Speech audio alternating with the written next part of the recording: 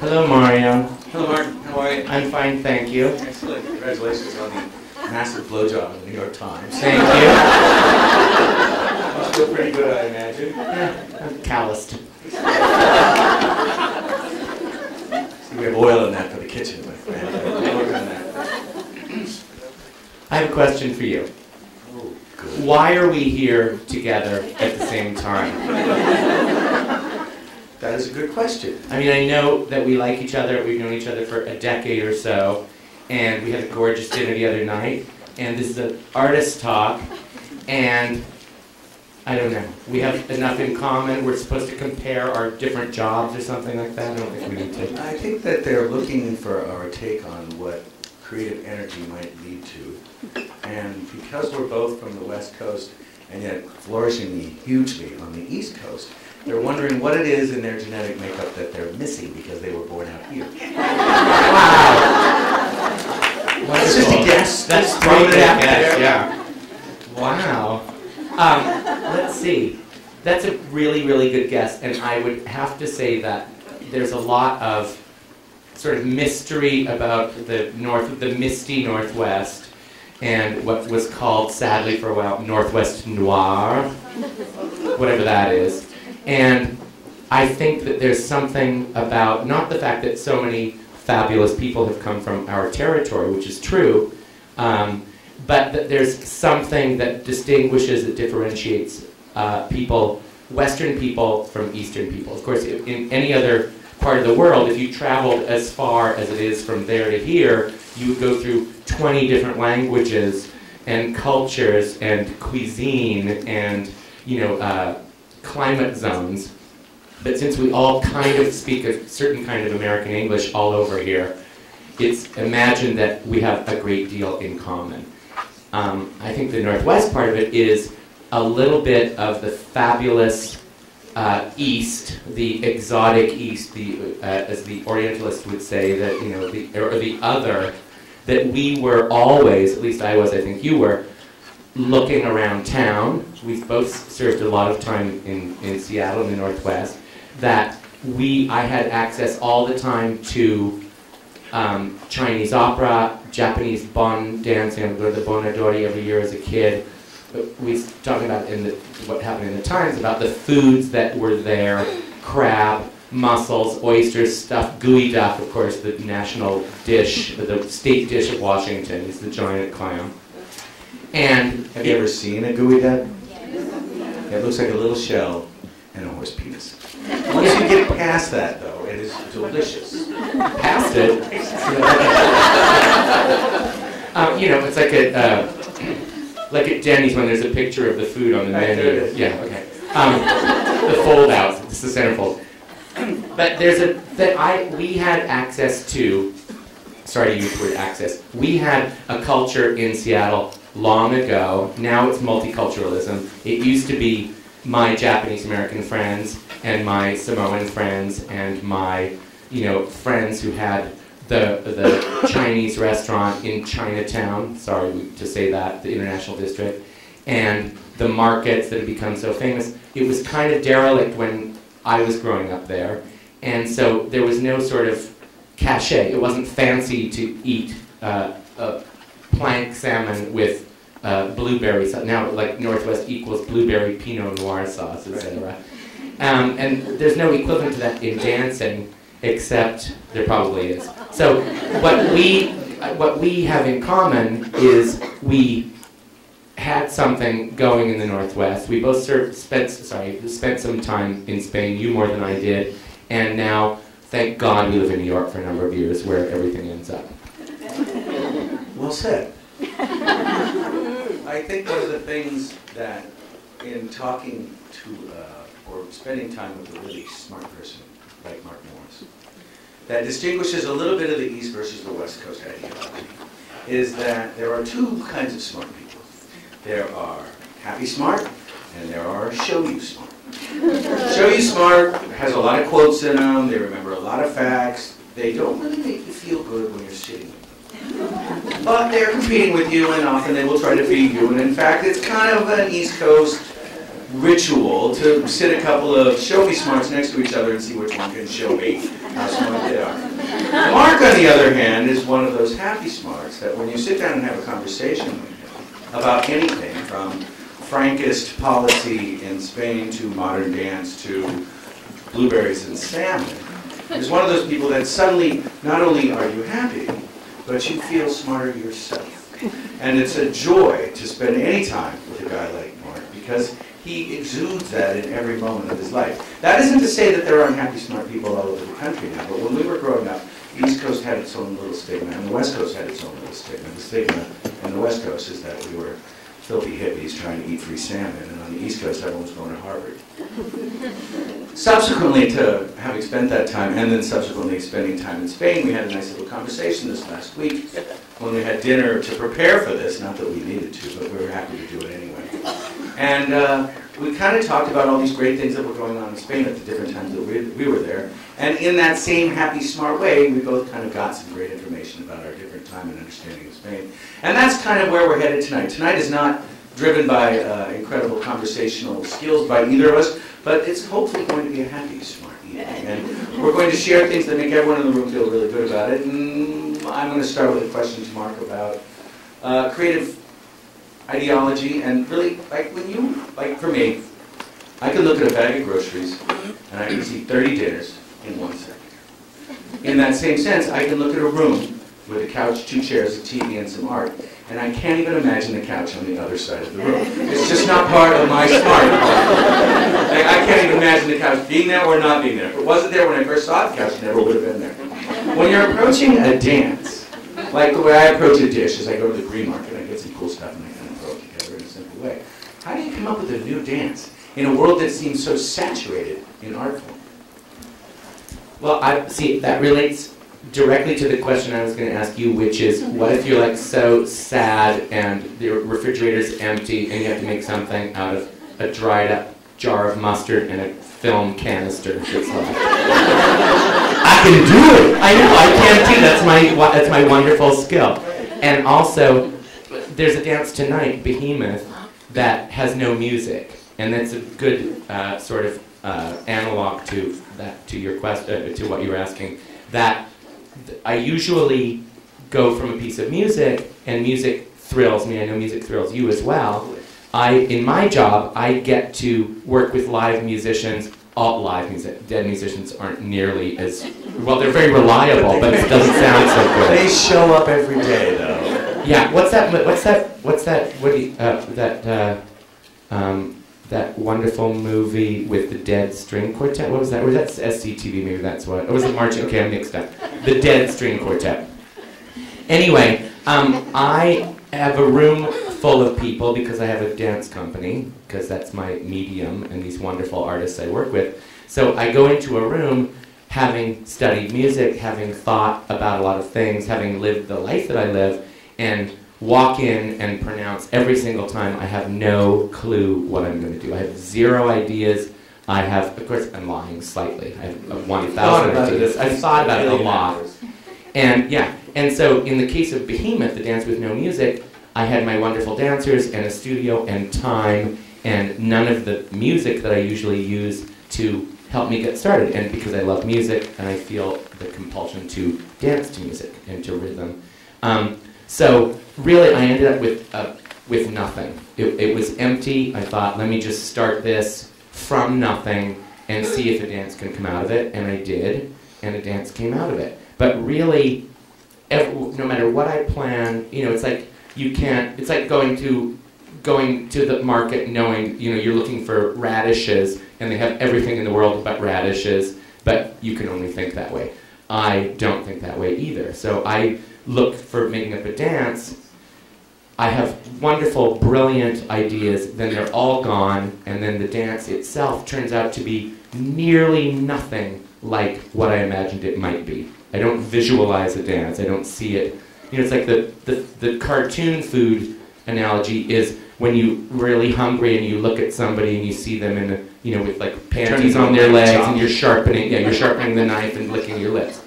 That happens with dance as well, just for your information. So the idea of what's going to happen is never true. never comes true. It's always something other, hopefully more delightful than what one could have imagined, but you never know. So when you're creating this dance, the different levels of kind of technical abilities and the different body shapes that are actually going to move for you, are they like an instrument, or are they just something to move around that makes that movement happen for you? Well, like, I expect more from, I mean, they're all tall and skinny and really sexy, right? So what will distinguish them from, well, I'm just trying to figure out how, clearly a lamb chop is a lamb chop and a veal chop is a veal chop, and there's clearly lemons and there's capers and there's things that are obviously going to happen to that. Right. But there's 3 6-foot blondes and 3 6-foot brunettes of various sexes. Wow. What are they going to do? Like, I mean, how do I make them move? How do you make them move? Wow, I say go like this. Right? Yeah, and so every single person who dances, anybody who dances at all, is already the person that she is. Right. And so you can't, no matter how you try to remove people's personality, which I don't do, you know, no matter how you try to robotize the sort of action that dancers have to do, you can't. So they're automatically them, and they're not liberated by, well, I call it pissing on the material, so that everybody's doing the same thing, but a lot of people tend to like sort of personalize something. It's like, this is the way I do it because it's more gorgeous and more interesting, and it's not really. It's just called pissing on it to territorialize. So what you do is make up this dance. Each individual is going to do it differently. I make up dances on the specific people who are going to do it. Even if I'm making up a solo for someone, I'll teach it to everybody in my company, which is, I think, 18 people. And each person handles it in the way that he or she can, and that's what turns into the dance. So it's not just this sort of dictatorial thing, nor is it what people think is the freedom of improvisation. You know, if you add enough stuff to something, it turns into crap at a certain point. Yeah. Well, we agree on that in cooking as well. Exactly. Less is always more, and purity as opposed to cloudy, deep, murky, dark, white noise is not very appealing at all anymore. Right, exactly. But that's because we both also aged a little bit. Maybe when I was younger, a little bit more complicated of a preparation might have turned me on because I thought that I was mastering something, when in fact it was merely the obfuscation that I had mastered, and I lost interest in it very quickly. When I first started cooking, I would buy the most incredibly expensive, rare, impossible ingredients and then fuck them up. Instead of, you know, making a gorgeous poached egg, which I can now do reliably.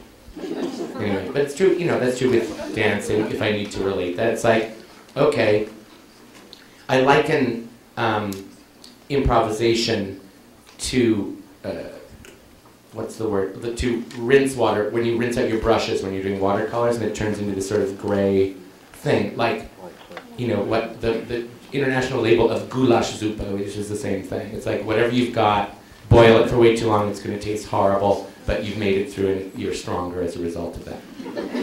How about your giant expansion and your quest for world domination culinarily, and the fact that you have so many restaurants with so many very gifted chefs and cooks doing what they do? What do you do? Do you design all of this? Do you make everything up? No, I lie around all afternoon eating bonbons. Oh, okay. And then I make a few phone calls to a couple of assistants, and they send out the information. Yeah, okay. You know, in all the restaurants... Is there a bubble bath involved? Yes, of course there's a bubble bath and a steam massage, and we'll talk about the rest later. What I have are 2,000 employees, 1,900 of which are geniuses, and 100 of which who will be geniuses. And of those 1,900, probably 150 have actually worked with me on a daily basis for more than a year. And the chefs and general manager have worked with me for at least 5 years before they get to become a head chef, specifically hands-on. We write out the menu together, and then they go on and improvise to sometimes great success and to other fewer times less great success. And that's why I keep going to the restaurants to check them out, to making sure they're doing what it is. The greatest satisfaction after having worked with someone who's really good and definitely gets it and You can tell in literally about a 3-minute interview whether someone's ever going to get it or whether they're going to be someone really great, just because they have a passion in their eyes that I can capture. And I can teach a chimp how to make linguine with clams. I can't teach a chimp to love to do it hundreds and hundreds of times a year. Exactly the same way, because that's the art of what cooking is. It's not about, there's no improvisational phase that, hey, I'm just going to put something else in here right now and see what the customer says. You kind of have to buy into the fact that you're doing repetitive work. And then you can create new things with new dishes. The greatest satisfaction comes when someone who's worked with you for a long time, or maybe they're not that long, and they come up with a dish, and it's so brilliant, and I get to put my name on it immediately. It's like, that is such a Mario Batali dish. And they'll say, yes it is, isn't it, chef? And I'm like, but it's yours, Mike, or it's yours, Daisy. And they'll be like, yeah. And I'm like, we're on the path. Soon you will have whatever you want in your life, which may be your own restaurant, or it may be a restaurant with me, or it may be a managing editor position at a book, or a photographer. At the end of the day, what has come very obvious since the advent of the Food Network is a lot of these people want to become chefs for the TV potential, not because they love the food or they want to cook in a kitchen. They just are hoping to pass their time until they get picked up by Bravo on their own little side dish or whatever happens to be the show. But what that has also created is a kind of a great thin web of really good opportunities for people that are interested in food, maybe not from a cook's perspective, but what we like to call them gastronomos. We want them to be totally excited about maybe just the idea of presenting food in a grocery store, or taking pictures of food, or talking about food, or writing about food for a magazine, or just being interested in the wine business enough to go follow the grape culture for an entire year from harvest to harvest. So we're allowing them to do that too. So because we have such a big enough company, and we also have 3 wineries and a couple of other things, we have a lot of options to really help these kind of people grow, but in a greedy way, because we expect them to come back into the fold and make something work with us as well. And that is that's how I'm successful. I think the most important thing I've ever realized in my life happened right after we opened Babo, when I realized, and I said to myself, you know, maybe I don't have to make all the money. In which case it means that if you share the upside of someone's successes with them, they won't leave. If you just keep telling them, all right, I'll give you another 5% raise next year, eventually they're going to find someone who's going to give them an 8% raise. And you're going to have spent 5 years making this person great along with them, because they've made that person great. And then they're going to go work for Danny Meyer. What the hell do I want to do that for? So they should stay with me, and we need to continually create new ways for them to be rewarded, for them to feel satisfied, for them to get travel. Anybody in my company wants to go to Italy, I'll split their airfare and I'll buy their 2 most expensive meals. Any one of them. So line up, guys. The job line's right over there. But no, I mean, when you realize that that is a very low cost for creating the kind of environment that makes people feel both happy, creative, and part of the team, right. That's really how I've been able to get where I'm at in a creative sense. Engaged and interested. Speaking of food porn, because I watch a lot of it, it freaks me out. You can answer it, it's okay. It's okay, if it's for me, just tell them I'm busy. All the time. Just don't pretend it's not yours. Speaking of food porn, there's a parallel development in my world, which is all these dancing shows. Hooray! That's all I have to say. Hooray! But the one thing that both the dancing shows and the food porn have in common is the preponderance of tattoos. And I don't know. It's a way that you show how very sexy and modern you are. Is that it? Yeah. Oh, I see. It's your Declaration of Independence, right. Like and the illustration becomes, you know. I think they're kind of crazy. I mean, you know, me and you lying around the Hotel du Cap in about 15 years, we're going to look over at these youngsters whose, you know, pictures of the demon face have kind of wrinkled and fallen a little bit, and we're going to say, yeah, all right, we may be kind of pinkish white, but nothing looks like it fell, all right? So they'll pay their price later on, but right now they look cool. They will. Oh yeah, exactly. Let me ask you this, because I haven't seen too many of these dance reality shows.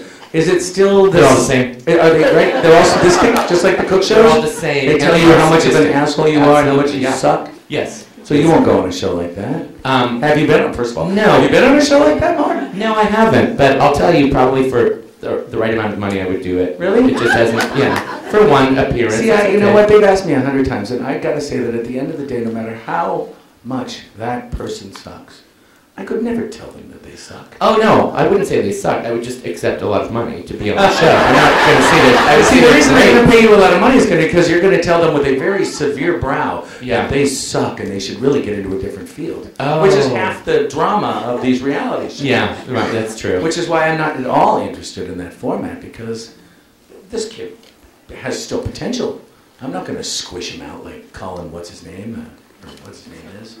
Simon Cowell. Yeah, right. Simon Cowell. Who has filled a great position in America as being kind of a douchebag for a large generation. Yeah, it's important.